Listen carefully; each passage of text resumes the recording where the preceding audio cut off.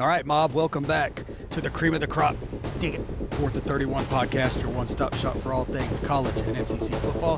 Hit that like, hit that subscribe, hit that bell so you never miss a minute. The word of the day is YouTube. YouTube, guys. Go to YouTube, subscribe. We're here. We want to be here. We appreciate everybody's support, comments. But we would really like to do a live show. That would be so cool. I'm your host, part of the Killer Bean broadcast team, Chad Bullock. And tonight, guys, Tuesday Night Rivals Part 2. We have the man, the myth, and the legend, and the coach, Bo. And the man who would pull for Ohio State before he pulls for the St. Paul Saints, Brant Finebaum. And we have got another doozy. If you didn't catch last week's show, let me read the rules. I have 5 questions. I will ask each guy. They have 2 minutes to respond while the other guy's muted. When their 2 minutes is up, I will mute them and unmute the other guy. And let's go ahead and mute them now because I can. All right. Bo, you're muted. Finebaum, you're muted. All right. And Mob, as always, play along with us. Let us know what you think. Let us know how absolutely terrible these guys' takes are. I believe Bo went first last time. Brant, I will let you go first this time. All right. First question. Florida coach John Somerall has stripped the Gator head from players on their workout gear. Very interesting. Stating, gotta earn it. You gotta earn the logo, man. We ain't earned it yet. We haven't earned a damn thing to wear that Florida Gator logo. Or to wear it across your helmet in script. Or wear the Gator head. You got to earn that. Somerall is running a tight ship in Gainesville. Thoughts, Brant? Your time starts now. So, first of all, I think this is exactly what Florida needed. I mean, it's not so much just a Florida thing. I feel like every big program around the country needs this. I mean, a guy that's going to come in, strip you down, make sure that nothing of the past is still there. He wants to reinvent the wheel, so to speak, at the University of Florida. I think this is a huge step in the right direction for these guys. I think this is a massive right step in the direction. And I think this is going to be really overlooked for a couple months. I think people are really going to start to overlook John Somerall and what he's doing there. And I think this is the perfect start to his campaign in Gainesville. I think everything that Florida really wanted as a coach, they're getting it, and they got it with John Somerall. I think he was the steal of the offseason for coaching. And I think the fact that anybody, and I mean, this is no shot to Tulane, but if you can go down to Tulane and take them to a playoff, I mean, that's a pretty damn big deal. So I feel like people are overlooking him, and I don't understand why. And I hope that they don't continue to do that because if you turn your back on Florida and John Somerall, man, you're going to feel it when you play him in the regular season. And I think his whole goal is to strip them down of whatever they were and build them up to what they need to be. Now, from a conference standpoint, I think that the turning of coming to the SEC might be a little bit difficult for him in the first year or two. I think SEC talent is deep, a lot deeper than whatever conference Tulane's in. I think it's the American. I think that's going to be a huge step for him. But I think if there's any coach that got brought up into the SEC conference. All right. I think you may have went just a tad bit over. All right. I gave you 4 points on that. You had 4 good points. You stated, that most every program should do that. I agree. I think Alabama should have done that when DeBoer came in. And then kind of made the point stripping down the program. I like that. And, I think some people may be overlooking him. And this is, and the steal of the offseason because nobody is really kind of talking about this. So all good and fair points. So that is 4 points for Finebaum. Bo, your time starts now. Whenever you're trying to rebuild a structure, the best way to do it oftentimes is just to go ahead and tear it all the way down to the slab and then rebuild it brick by brick. And that is apparently what he's doing at Florida. It makes no sense to go in and try to patchwork and try to keep this together, try to keep some things together, tear it down. The first year is always about that culture and laying the foundation for the future. Now, I made a statement on the last show about I like Florida. Florida could be a surprise playoff team. I think they have the talent they can compete. They had the talent to compete this year. but there's a reason why Billy Napier is no longer employed in Gainesville, and John Somerall's there. He's a no nonsense kind of guy. He's not going to tolerate some of the things that have happened in the past. I guarantee you, they gave him assurances that past coaches haven't gotten.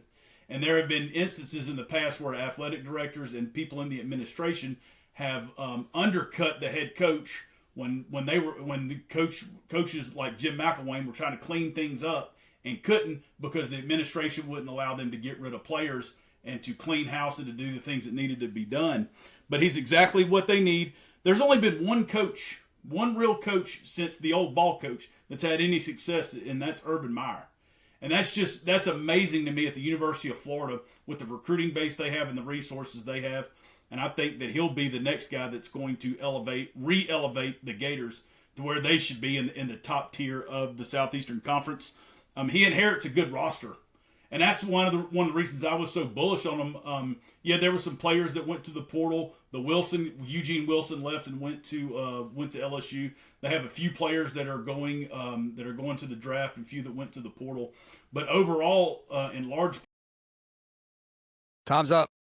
I liked 3 points that you made. Tear it down to the slab. Anytime you can get slab, I like that. Then you mentioned the cultural foundation. That has got to start somewhere. And then a no-nonsense coach. I mean, it's evident when they won't even let him wear the logo. So 3 good points there. So 3-4. All right. On to question number 2. We'll start with Bo this time. SEC expansion. It's not a matter of if, but when. When that time comes, what schools will the SEC reach out to? And why? Bo, you start. We'll try again with Florida State and Miami. We tried that in the early 90s when the Southeastern Conference expanded, and then the 2 Florida schools said, no, we don't want any. And that's when the SEC got Arkansas and South Carolina. And I find it funny that now the Florida State and Miami both are kind of hinting at wanting to leave the ACC, so it's pretty obvious where they would go. I think the only other place they could go that would make any kind of sense would be the Big 12 geographically, because you're talking about going from South Florida and having to travel way up into the north and the northeast and into the well into the middle part of the country, and the travel would just be horrendous. And you can ask USC and Oregon and Washington, these travel spots having to go west to east, and then of course the teams going from east to west. But Florida State makes a ton of sense to me. You have a natural tie-in. You have a natural rival with Florida. I don't know how much that would play into it. Also, Clemson. You got a natural rival there with South Carolina. South Carolina, is considered an SEC state, and I think they would most definitely fit right in. North Carolina would be my third team. I've heard their name brought up a couple times being flirted with to join the Southeastern Conference. And then, of course, finally would be Georgia Tech, since they would be, because I really believe the ACC is going to implode at some point. There's just too much smoke there. Georgia Tech is an original member of the Southeastern Conference, and they got out of the Southeastern Conference because of the 140 rule, which was about scholarships and scholarship limitations and scholarship, the amount of scholarships that you can offer. My dream. We're going to have to hear about that later. I love the points you made about the travel. You brought up USC and Oregon. That's a great point of where these guys are going to go. 1 point for that. I love the Georgia Tech being an original member of that. And then of course the natural rivals for the USC, Florida, and Georgia. 3 points for that. Good job. All right, Brant, your time starts now.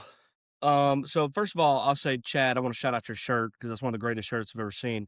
So I'll put that out there. Negative points for sucking up. For people who know what it is, that's a great shirt. Number 2, I think that when it comes to expansion, I think the SEC can go one or two directions. And this is exactly what I don't want to happen. And I think half of America does not want to happen, maybe even more. We don't want two super conferences. I don't want the Big Ten and the Big 12 mashing while the ACC and the SEC mashes. Nobody wants that. And this is the kind of thing when you get all these conferences, all this money, and you filter all these money into these programs, is they start looking for more and more and more. But I mean, for team's sakes, I feel like you can only go to one or two directions. I think that you can either go grab Florida State and Miami, kind of pull them into, kind of filter out the rest of the state of Florida. You're going to have a lot of rivalries. You're going to have a lot of money brought in. And I think you go grab North Carolina. And to Bo's point, I disagree on the Georgia Tech. I think Georgia Tech would run the ACC of what was left of it if all these teams go. Because if I'm the SEC, I'm going to grab Clemson. I mean, South Carolina is your SEC state. I mean, hell, go grab Clemson while you're at it. I mean, and I think if you're going to go grab schools, I mean, the other way you can go is west, and you can filter out Texas. You can bring in your Texas Techs, your Baylors, your TCUs. You can go ahead and finish out Texas. But I do disagree on expansion. I think we should go. I think we should get rid of 4 of the ones we got now, because I can't stand having 16 teams in the SEC. I think it's bogus, and I think that teams are using it as for a money reason, and that's the whole reason I can't stand it. But I think if you're going to reflect eventually, you need to reflect on how good Missouri was when they first came to the SEC, because Missouri tore it up. They won the SEC East. What was it, 2 out of 3 years when they first got here? So, I mean, expansion is not really a bad thing for individual teams, but for conferences as a whole, man, it can riddle them with holes, especially when it comes to recruiting and especially when it comes to the portal. Because eventually, I mean, people want to deny it, but the portal will have, stipulations. Time's up. Brant, you had 3 great points. The first one that I've been saying, and we're going to hopefully do a show on this, is I don't want expansion. I know that's what the question, who do they want? But I love your answer is no super conferences. We need to get rid of teams. I completely agree. We need to get rid of teams. This is ridiculous. I liked your point about about Georgia Tech staying in the ACC because they could run that. That was a good point. And yeah, and then there's just no super conferences to get rid of teams. So you made 3 good points there. So that's 3. So right now we have Finebaum up on Bo 7-6. We're going to go to our third question.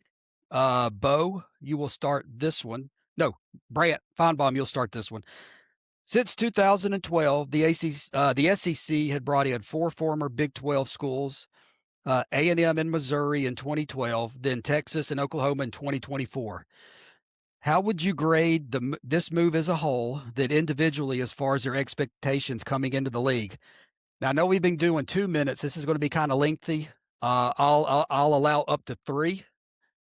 So, Brant, your time starts now. Grade wise is difficult. I think if you're grading for the conference as a whole, I mean, I think it's an A+. I mean, I think we got 4 teams that we really wanted, 4 good money, big money teams, big donor teams, big alumni teams. I think give the SEC an A+. Now, if you're giving individual teams a grade since they've entered the SEC, then it becomes a little more difficult. Because if you asked me this 5 years after 2012 when Missouri and A&M came in, I would have given Missouri, I mean, at least an A-. I mean, to come in and go to 3 straight SEC championships is huge, or 2, whatever it was. I mean, regardless, be able to clear out the Georgias and the Floridas and everybody like that. I mean, that's a pretty difficult task to come to, in your first couple of years. Texas A&M, man, Texas A&M's been good, and they've been good every single year except maybe 2 or 3, but they've been good every single year. They're always there. They're always competing. Do they always choke? Yes, but they're always there anyway. At least, hell, most teams don't have an opportunity to go every year and choke. Okay, so I mean, I think Texas A&M, you got to give at least an A, maybe a B-. I think they've done really well. The only thing that killed me for them was Jimbo Fisher. I think that he was a hiccup in their kind of their coaching sprees. And not that he's not a good coach, I just don't think he was the right fit at Texas A&M. Texas coming in for 2 years now, I think Texas has done exactly what they wanted to do, which was disrupt the SEC. Texas came in, hell, almost won the SEC their first year. But not only that, they have disrupted the hierarchy of the SEC when it comes to your Alabama and your Georgia and maybe even your LSUs and Tennessees. I mean, Texas has really come in and kind of put a rock in the road. I mean, people got to go through Texas now. Oklahoma had a really, really bad first year coming in when they had Jackson Arnold at quarterback, and I think they were just really they were still trying to find themselves. Oklahoma, though, this past year with Mateer, they tore it up. I mean, they did exactly what they wanted to do. They got to a playoff game. I mean, it didn't go the way they wanted, but I mean, they got to a playoff. They brought Norman back to the playoffs. So I give Oklahoma a B minus. Um, I would say ratings as a whole, it becomes more difficult. But player-wise, they've done really well. They've recruited really well. I think they'll continue to kind of progress in the right direction. Hopefully Missouri does at least. I think Eli Drinkwitz is a great coach. I think he's done a great job at Missouri. And I think he will continue to kind of traject in the right way. But it's just keeping those guys in there, keeping those guys established, and keeping those guys happy, man. People want to complain about players being unhappy and happy, but coaches matter too. Those guys, no shout out to Scott and his Eagles fans, but nobody wants to lose a game and have to worry about how their house is gonna get egged and rolled 2 days later. So, I think as a whole, though, the teams have done really well, and I think they continue. I think they'll continue to traject in the right way, but just got to keep hoping, man, that the SEC keeps trajecting in the right way. All right. That was 3 minutes. Goes by pretty fast. All right, I gave you 3 points. 4 money teams. Excellent point. All of them were big markets, even though, Missouri's in Columbia, you still got kind of the St. Louis market there. Oklahoma, you delve more into the Texas market. And I like your point about, Texas in their first year, they damn near won the SEC. So, I mean, right off the bat, they were, they almost won it. So, I mean, they come in and did a very good job. And then OU, storied program. Can't complain about that. All right. Bo, your time starts now. Yeah, I mean, these are 4 quality programs. It's not as if they were the little sisters of the poor when they got here. I mean, Texas and Oklahoma have long been very storied programs. Many national championships between them, and you just think about the history of those programs. I mean, going back to Barry Switzer, Mac Brown, Donald Royal. I mean, Brian Bosworth. I mean, on and on and on. But Missouri's played for 2 SEC championships. Now, granted, they're 0-2. Texas is 0-1. But the fact that Texas was able to come into the conference right away and be able to compete. The point I was at was about, I really think joining the SEC has really helped elevate these programs. And you think about where they were before they got in and where they are now. Yes, Texas played for a national championship, and of course Alabama beat them in 2009. Oklahoma last played for a national championship in 2000. They beat Florida State. Missouri's never played for one. A&M's hasn't played for one. But you look at the recruiting, and of course, it's all about the money. You look at the portal. You look at the way these teams have notched themselves into the conference. It's not as if they came in to the conference and have just been beaten down. They have not only more than held their own, but they're very viable within the conference. And again, as I say, every conference has their pecking order. And then if the number one thing I look at with these teams is the the commitment from the university and the resources, and they have both. Then they go out and hire quality coaches. All 4 of those coaches, I believe, are in the top echelon of quality football coaches. Now, Missouri, I'm gonna start with Drinkwitz. He would be number 4 on my list. While I have him at number 4 on the list, I'm telling you, he is one of the best coaches in college football in teaching the stretch zone. When you watch them play, there is a certain physicality. That defensive line is going to be solid. The run game is going to be there. I like the way they play. I really like Brent Venables. I think he's one of the top defensive minds in college football. I also really like Mike Elko. I think when you look at head coaches, it's not so much about the coach, because those guys know football in and out. They know ball. But it's, are they the right fit? And I think all 4 of those guys, and Mike Elko being at A&M, and then, of course, Sark being at Texas, I think those are all 4 great fits for those universities. And those were all 4 home runs that were hit by those universities. And they're not going anywhere. A lot of people want to talk about Texas hadn't, Sark hadn't been able to win the big one, and A&M's never been able to win the big one. Eventually, that's going to change. It's not. All right. I gave you a little extra time since you kept freezing on us. I didn't know Hugh was still down here. I didn't know there's going to be a freeze warning on the podcast. Jeez Louise. All right. So I gave you actually had a Triple H worth of points because I liked how you said history helped elevate the programs and held their own inside the conference. So that's 3 for Bo. So 10 Finebaum, 9 Bo. We're going to go to the fourth question. Bo, you're going to start with this one. And this was submitted by the Chad. Can the NCAA get a hold on the Bediacos of college basketball, or are we stuck with minor leaguers getting a second chance? Bo? Go right ahead. Absolutely not. The NCAA is done. The NCAA has been deballed. They have no power. Zero. None. Every time that, they fought the was it the Ed O'Bannon case for about 10, I think it was 8 or 10 years. And then they finally lost in court. Finally. And then when they lost, I really believe they kind of said, you know what? We fought it as long as we could. We can't fight it anymore. Cat's out of the bag. So we're not going to deal with it anymore. Well, then some other cases came up. The case was it, gosh, I forget the young man's name. We talked about it on another show. He just left Wisconsin and went to Miami. Didn't even get in the portal or anything. They tried to take that to court. They lost that one. Every single court case that the NCAA has gone, they have lost. There's going to come a point where they're not even going to try anymore, because what's going to happen is they're just going to continue to get embarrassed, and they're going to show how little power they have. And everybody knows that they have absolutely no power, because if they did, they would have won some of these cases, and maybe they could have stopped the bleeding on it. The only thing that's going to fix this is for the whole thing to just implode. And then eventually, when it gets so out of hand, that's the only thing that's going to fix it. But as for now, the NCAA has no regulative authority. Nobody cares what they have to say. When they make a ruling, they just get sued. A judge issues an injunction. The courts get involved, and then it just gets tied up. Judge comes in, issues a stay. It gets held. Nobody does anything.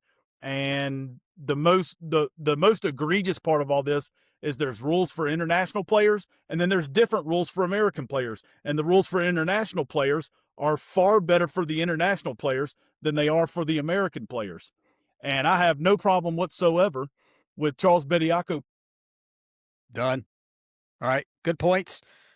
Wow, this was probably your best round. 1 point for NCAA has no power. 1 point for bringing up the Ed O'Bannon case. 1 point for the point about they losing all their cases. Another point, this thing's just going to have to implode. And a 5th point for international players. So that's 5. Jesus Christ. Okay. Finebaum. Your time starts now. So I'll say this. It's not so much of a question as if they will or they will not. It's they better. I mean, if they don't, not only will it implode, they're going to ruin the sport. I mean, or multiple in this case. I mean, this is the most ridiculous thing I have ever seen.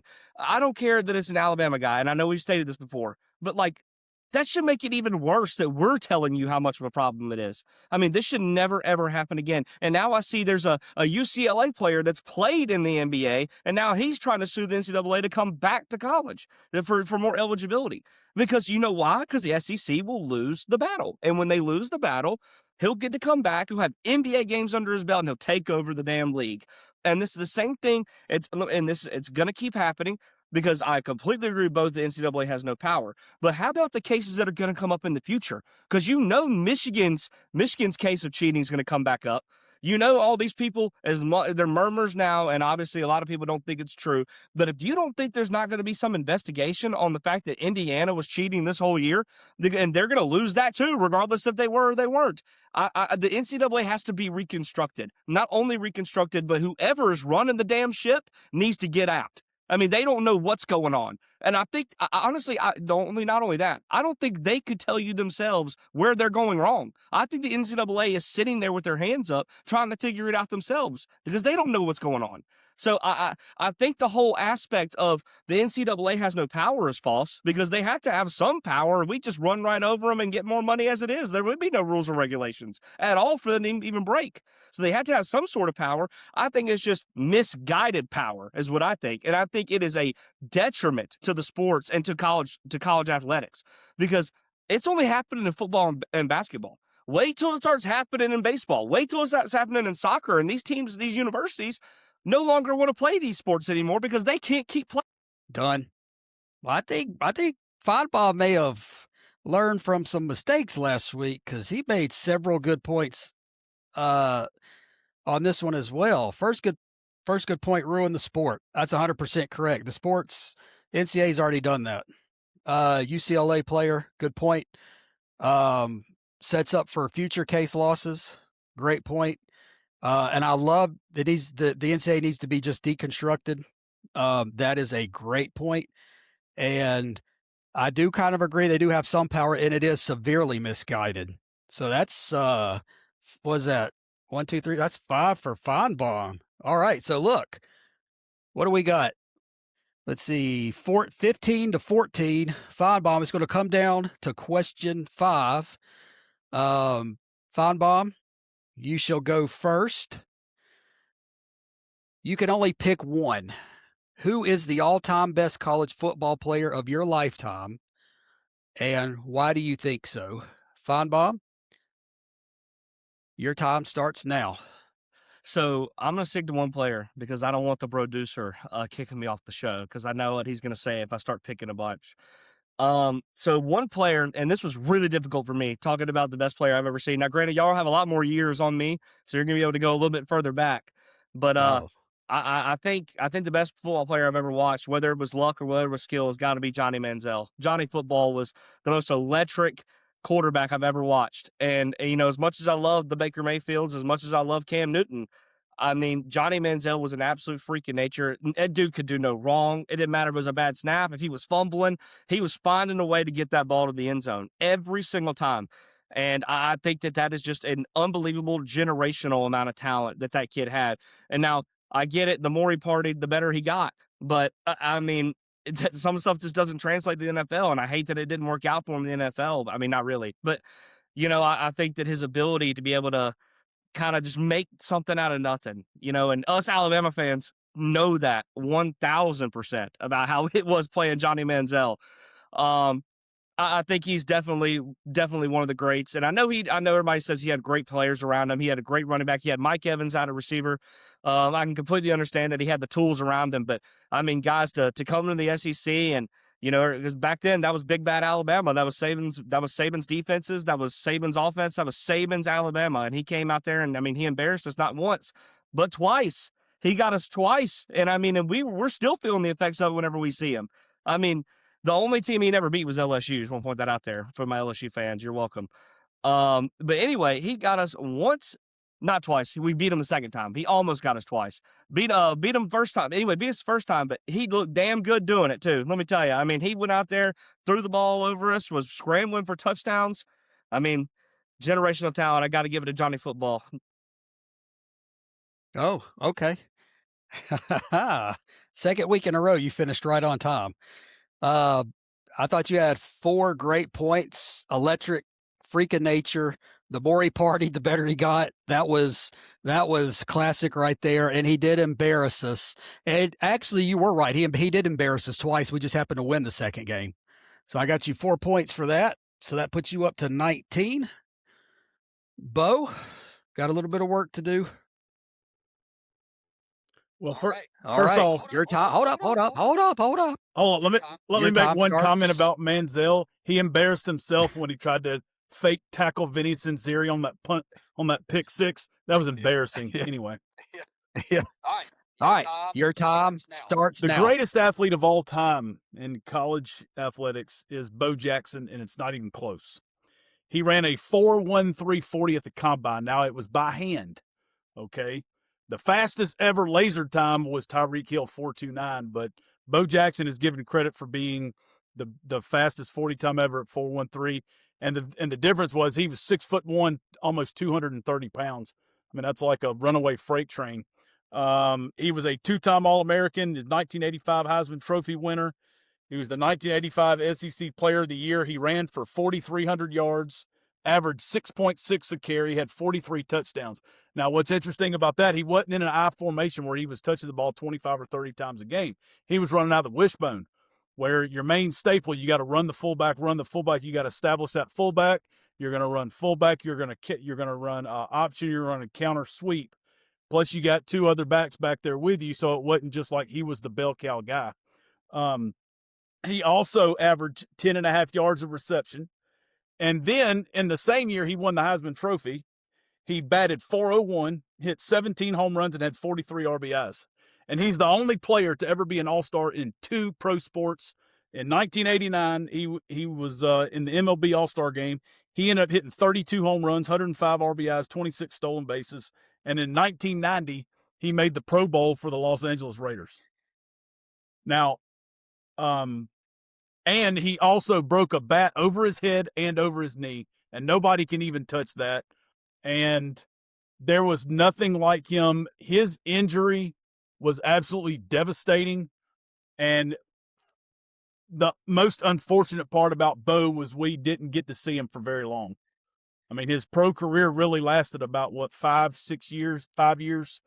And then he was pretty much done. Then after he had the hip pointer, Well, ironically, you're pretty much done. So, all right. So, good Lord. I'm going to unmute both of you. great job, Finebaum. Enjoyed that. Yeah. Finebaum did really well this time, and Bo made great points on this. This is tough. I should win just for talking about Bo Jackson breaking the bat over his head and his knee. Yes. I'm giving you 5 points for your great. This is a 19-19 tie. So guess what we get to do now? Uh-oh. I have a tiebreaker question. Yes.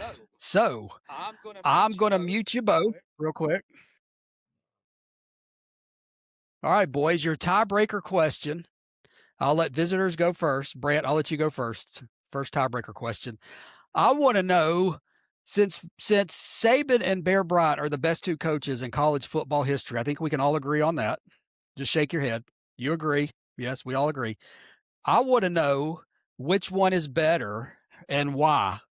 Brant, you got 2 minutes and go. It's Nick Saban. I mean, it's pretty hard to kind of distinguish the two, and I understand that. But, I mean, Nick Saban came in. Let's not act like Alabama was the powerhouse that Kalen DeBoer inherited. I mean, Alabama was struggling at that point, trying to get back to what they wanted to be, trying to compete in that day in college football, because college football was transitioning at that point. I think that Nick Saban came in. He took 1 year. He took 1 year to kind of figure those teams out. And I think when he figured them out, and he figured out what he needed to do to beat those teams and out-muscle them and out-coach them and make them earn the logo, shout out John Somerall, I think he did that. And I think that not only in his way of doing that was it difficult and it made those players better people, but it prepared those players for everything that they were going to encounter 4 years later.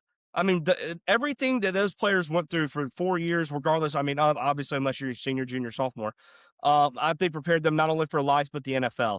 And I think that Nick Saban had a kind of a key-minded way of figuring that stuff out, and figuring out what he needed to do to make those guys play football the right way, and not only the right way, but a way in which represented the University of Alabama the correct way. And I think that every single one of his teams had that ability. And obviously, I wasn't alive for Bear Bryant.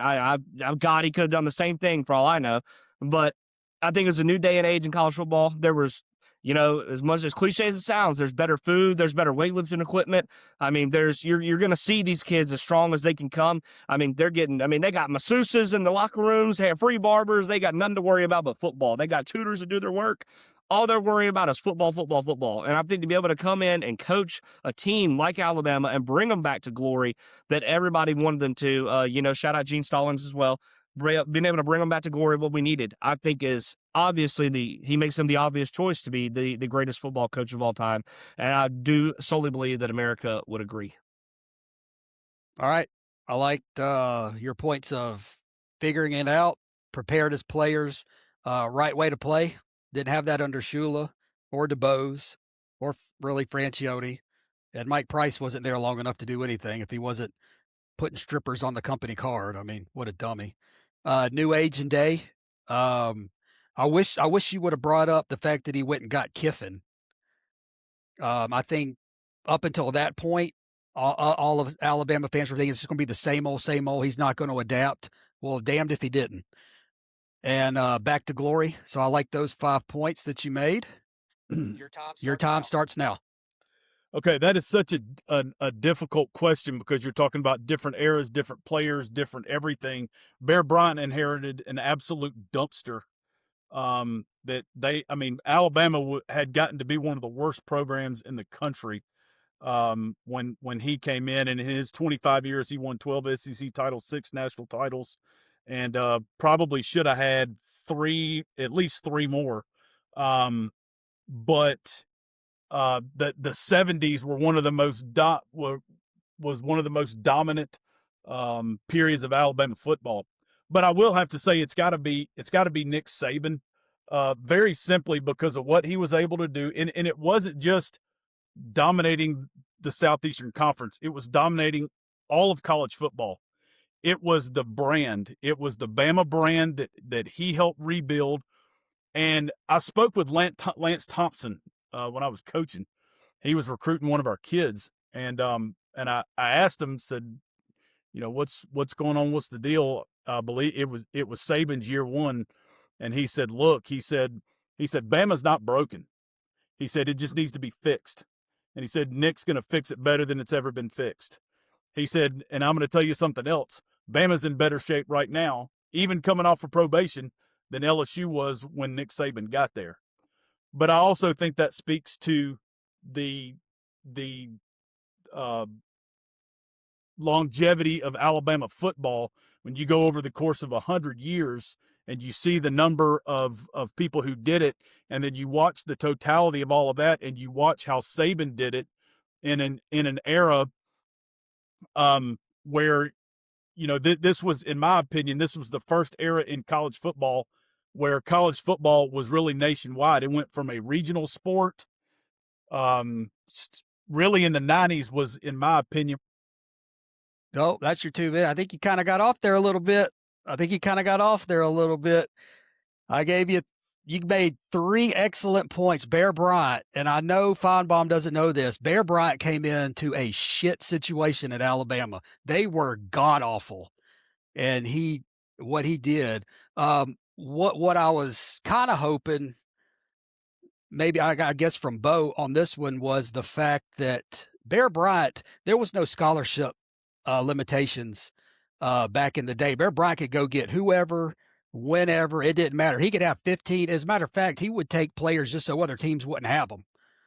And at that time, another thing I was kind of wanting to hear from Bo was, back then you could make your own SEC schedule. So he would schedule an extra game, and he would win a lot of SEC championship games SEC championships by winning it by half a game, because he'd be 6-1 and everybody else would be 5-1. So on this one, Brant, you came back, did good, Finebaum. So you get unlimited time to talk about whatever you want. Go for it, my good sir. Man, I honestly, I never thought I'd see the winner's circle. Okay, to be honest with you, I'm just as shocked as all of the mob is. I'll say this real quick. I lost $20. Thanks. I'll keep it short. I won't go on forever. I just want to point out that I think that the era of college football that we are in now, is not good. And I think the casual viewer can see it. I think the homer that sits in his house every day, all day Saturday and watches college football can see it. I don't know what we need to do, honestly. I mean, I don't even know how to begin to explain to the SEC, if they're even listening, which, it looks like they're not, how we can honestly fix the problems at hand and make college football great again. No pun intended. But I think that the ability that is being shown by the NCAA it's not good. And I think that everybody, because if they think that this is just, a two-sport problem, like if they just think football and basketball is seeing this, I mean, I think that they're going to be in for a long, long road, and I think it's going to be detrimental, and I say that word in all instances of that word, to college athletics. As far as anything else, that's pretty much all I got. I don't really have an I can't stand it or anything. Roll Tide. Hopefully Alabama can pull their stuff together. But Bo, good show. Made very good points. Roll Tide. Thank you, Chad, Bo, for giving me the opportunity. All right, Bo. You got an I can't stand it or anything? Two things. This really isn't an I can't stand it, but Bama got tomorrow's National Signing Day, I believe, right? The 4th National Signing Day. In the 4th. That's on a Wednesday. Yeah. Well, they're getting a commitment from Keon Saab's younger brother. He's a 3-star. He's going to sign with Bama. And then they have another brother that's in the 27 class that's a 5-star receiver. So if we follow the lineage, hopefully we could get him too. Brant, everything you're saying about college athletics is exactly what I've been screaming about, the trickle-down effect and how it's going to affect other sports, and eventually what's going to happen. What I think under the current landscape that we have, those secondary sports are going to go by the wayside. Diving, swimming, water polo, soccer, and on down the line, it's going to affect those, and could even and some people think I'm crazy. I mean, I've heard comments that just people think I'm a moron, and that's fine, whatever. But some schools are going to stop playing football. They can't afford to compete, and the value isn't there, and it won't be there in the system because they're losing so much money. I saw the other day a report where Rutgers is losing so much money, and they're losing so much donor money, and their football program is costing them so much money that, and it's progressively getting worse. And it's only going to get that way for other people and for other schools. And that's with getting all that huge Big Ten money. And they're still losing money. So you can only imagine, and this is no slight to these programs, what's happening at East Carolina or Wyoming or even a Tulane in our backyard. So I'm like you, Brant. I look at this in these super conferences, and I just shake my head. When football was a regional sport, it was far more viable. I mean, when you had the Big 8, the old Metro Conference, but Florida State and South Carolina were in the Metro before they, went into their bigger conferences. You had the Big East. I mean, everything was regional, and the rivalries were great. And, that is done. Now it's just money in big conferences. And, I mean, I'm all for, I love college football. I'm all for it, but the current model is totally unsustainable, and it's going to have to totally break before it gets fixed. That nobody's going to step in. Something's going to happen, and it's going to, I don't know what, and I don't have a crystal ball, but it's going to be so bad, everybody's going to stop and go, holy crap. Like that's the one right there. It's going to be that bad. So. All right, to recap, Finebaum wins this edition of Tuesday Night Rivals 24-22 over Coach Bo. Congratulations to him getting off the schneid. Well, I just want everybody to know that Coach Bo is going to go back to the film room. He's going to continue to grind. Minor setback, but the comeback is always greater than the setback. We'll return. All right. Well, we'll end it right here, Mob. So, let us know what you think about today's show. And take a minute, hit that subscribe on YouTube. We need to get to 1,000. We want to do live shows. I mean, I'll beg. Please subscribe. All right. right, we're out of here for Brant Finebaum, Coach Bo. I am the Chad Bullock. We will see you next time.